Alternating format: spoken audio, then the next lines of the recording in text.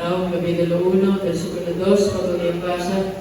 Ang Panginoon ay mapaniguguing Diyos at nanghihiganti. Ang Panginoon ay nanghihiganti at puspos ng kabuotan.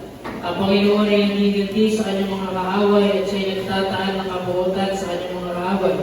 Ang Panginoon ay banayad sa pagagalit at dakila sa kapangyarihan. At sa anumang paraan na hindi aaliing walang sala ang salari. Ang daan ng Panginoon ay sa ipo-ipo at sa bagyo. Amen. At ang mga ulap ay siyang alabok ng kanyang mga paa. Basahin mo ulit. 3. Ang Panginoon ay banayad sa pagagalit Hallelujah. at dakila sa kapangyarihan. At sa anumang paraan ay hindi aariing walang sala ang salari. Ang daan ng Panginoon ay sa ipo-ipo at sa bagyo.